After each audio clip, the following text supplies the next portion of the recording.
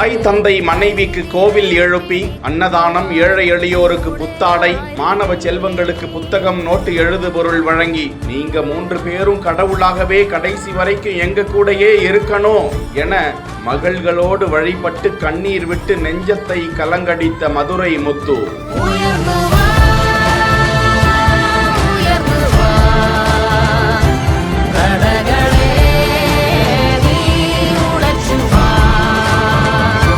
நகைச்சுவை பேச்சாளரும் பட்டிமன்ற நடுவருமான முத்து மதுரை மாவட்டத்தை பூர்வீகமாக கொண்ட அவருக்கு ஊர் பெயரை அடைமொழியானது. தன்னை எத்தனையோ கஷ்ட நஷ்டங்களில் வளர்த்து படிக்க வைத்து ஆளாக்கிய தனது தாய் தந்தையர் தனக்கு திருமணம் செய்து கொடுத்து அழகு பார்த்த நிலையில் வயது முதுமை காரணமாக அவர்கள் இருவரும் காலஞ்சென்றனர். அதனைத் தொடர்ந்து தனக்கு தாய்க்கு தாயாக, தந்தைக்கு தந்தையாக உறுதுணையாக இருந்தவர் அவரது மனைவி 32 வயதே ஆன லோகா என்கிற வையம்மாள். அந்த தம்பதிக்கு அழகான 2 பெண் பிள்ளைகள். இந்த நிலையில்தான் திடீரென அந்த அகால மரணம். மனைவி வையம்மாள் கார் விபத்தில் உயிரிழக்க தனது மகள்களை எண்ணி உடைந்து கலங்கி போகிறார் மதுரை முத்து. தனது வாழ்வின் வெளிச்சமாக இருக்கக்கூடிய தாய், தந்தை, மனைவி 3 பேரும் என்னோடு கடவுள் ரூபத்தில் இருக்கிறார்கள் என நம்பிய மதுரை முத்து அதனை நிரூபிக்கும் விதமாக அலங்காநல்லூர் அடுத்த டி அரசுப்பட்டி என்ற பகுதியில் தாய், தந்தை, மனைவியாரின் தத்ரூப சிலைகளை கொண்டு வந்து பிரதிஷ்டை செய்து